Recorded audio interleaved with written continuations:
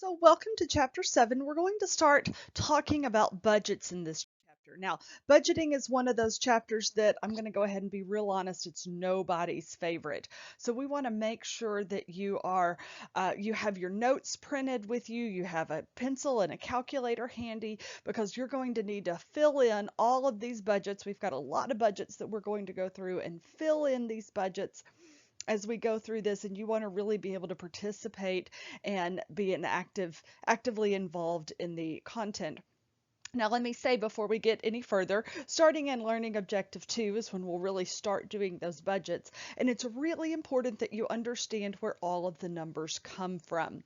So if I show a number on the screen or write a number down and you don't know where it came from, rewind the video, go back and try to listen. If you still don't pick it up, then post that message to the message board because you need to be able to find those numbers and follow along with me. Now, as we go through our budgeting chapter, this is one of those chapters that no matter what you do in life, even if you are never going to be an accountant, you are going to have to budget. Everybody has to budget. My husband is a baseball coach. He has to do budgets. Everybody has to do a budget. Just this morning, I got a phone call from my best friend's son. He's an engineer, and he said, I'm doing a pitch. I've got to do my budget. Will you help me go through my budget, get my budget presentation prepared so that I know what I'm talking about? We all have to do budgets. Even if you don't have to do a budget pitch like Mark did, you're still going to have to do budgets in your own personal life, whether you're budgeting your personal finances, your personal resources, or even just your time.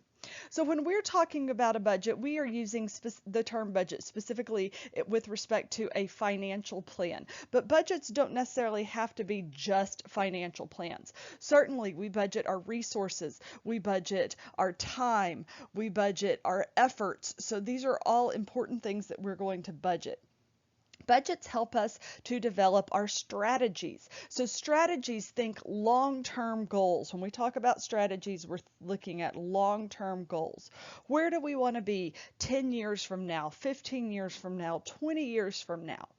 And then we're going to back that up into, all right, what do I need to accomplish over the next 5 years to get me to that point? What do I need to accomplish over the next year to get me to that point? So we're going to take those long-term strategies and back them up into short term, meaning a year or less, specific actions that we need to take to achieve those goals. So what do I need to do over the next 6 months, 12 months to keep me on this path? Also, budgets help us to actually go in and implement the plans. So some people are by their very nature really planners. You just by nature you are a planner. But then some people have a hard time of getting off of that plan into action. We can get the plan, but we have a hard time setting it in motion. Budgets help us to do that.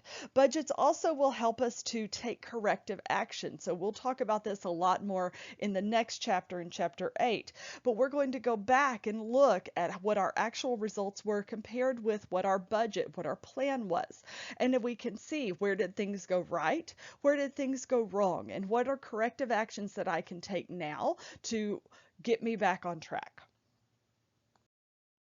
So our budgeting objectives, first of all, we want to develop our strategies. That's those long-term goals.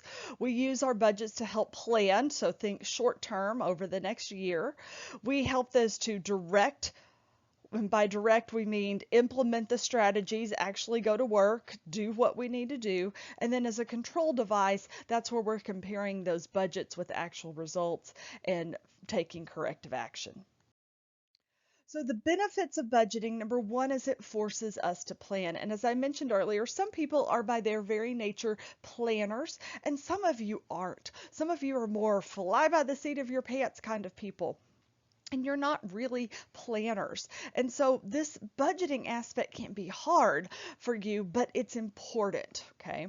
It also forces us to coordinate and communicate as an organization as a whole. So as we're getting ready to see when we start going through these budgets, all of the budgets are interrelated. One department can't create their budget independently of all of the other departments. So as an organization, we're going to have to all come together, communicate and coordinate and work together. And then also, those budgets provide that benchmark that we can use to evaluate performance and, if used correctly, motivate employees. And we'll talk about that a lot more in Chapter 9 when we talk more about performance evaluation. So when we talk about budgeting procedures, we really want to have what we call a participative budget. And that means that we actually get the people involved who are doing the budget, the people who are actually down there doing the work, getting their hands dirty. They need to have involvement. Again, a lot of times budgets are used as part of our performance evaluation. They can affect whether we receive promotions and pay raises and things like that, bonuses. And so we want to make sure that if we are holding our employees accountable for this budget, that number one, it's realistic. And number one, that it is motivating, that it should be motivating them to help them achieve this goal. And one way that we can do that is by participative budgeting, by getting down there and asking them. Now, all too often what happens is top management flies in and they say, we need to cut costs by 25% or some ridiculous number like that. And then when the people who actually have to do the cost cutting by 25% get this budget handed down to them, they're like, there's no way. I can't even imagine how I'm going to cut costs by 25%. I can't do it. I'm never going to meet this. That means I'm not going to get my promotion. I'm not going to get my pay raise. I'm going to get a bad performance evaluation. So now instead of motivating you, you're demotivated. And instead of actually working towards figuring out how we can cut costs, you're in there looking for another job because you know you're getting ready to need it. Whereas instead, if management would come to, again, the people who are actually doing the work and saying, hey, we've really got to cut cost. Can you work with me? Can you help us identify some areas that we can cut cost? And we can work together to try to keep the health of the company. Now you're probably more motivated to do that. You're more motivated to work hard, to work together because you feel like you're being respected and heard.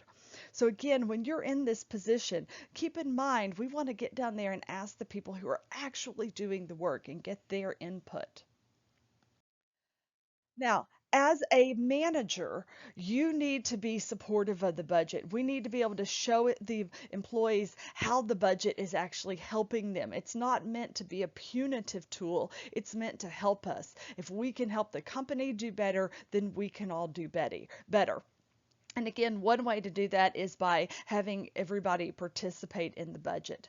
We also need to be careful of playing games with the budget, specifically what we call budgetary slack. And this is what managers fear happens when we allow employees to participate. But let's be honest, we have a tendency to do this.